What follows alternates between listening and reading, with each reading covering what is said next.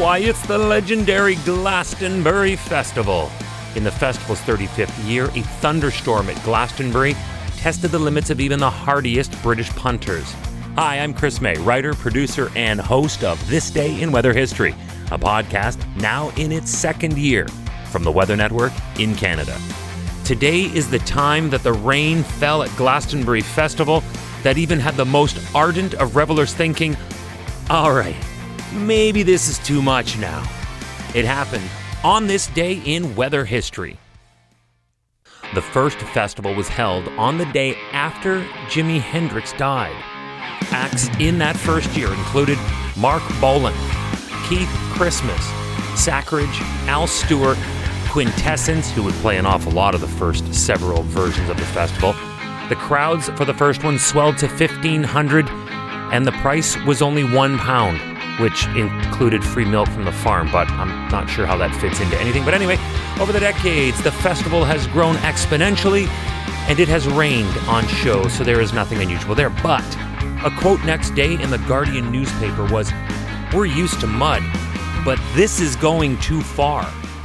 A violent torrential deluge claimed by locals to be, quote, the worst storm in 15 years.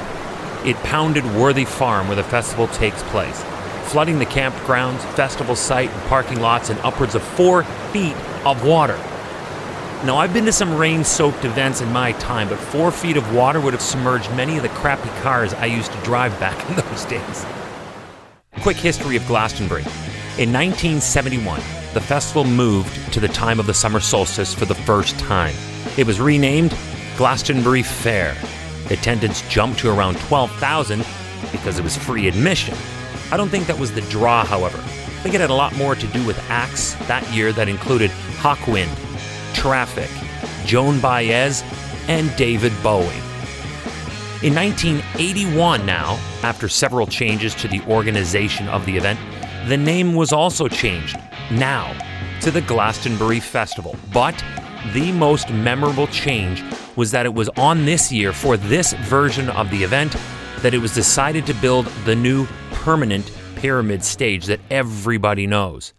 Welcome to year 2 of this podcast. Right now, you're listening to the full version of today's story on your favorite podcast provider. But there's also the daily podcast video short. They're shot right here in my podcast recording studio, so you get that perspective. But oftentimes, they will include visuals from that day's event, from when it happened, in weather history. So after listening to the full story, go check out the podcast video short on television or online anytime at theweathernetwork.com/weather history. The 1982 edition of the festival experienced its first weather-related adversity. That was a muddy year with lots of bad weather. In fact, they experienced the highest rainfall for a single day in 45 years.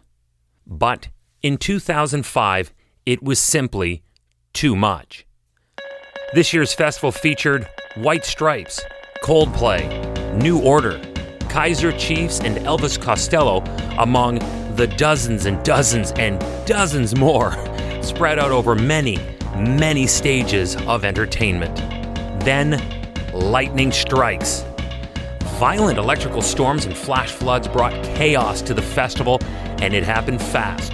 Lightning tore a hole in the roof of a beer tent, and campers were forced to evacuate as fields became submerged in quickly chest-high water.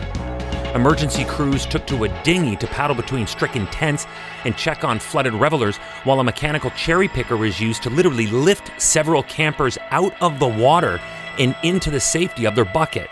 Organizers said close to 100 tents had been completely washed away with all of their possessions, and facilities had to be set up to hand out clothing and new tents to those that were affected.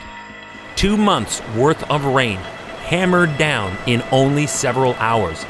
It was called a once-in-a-100-year occurrence.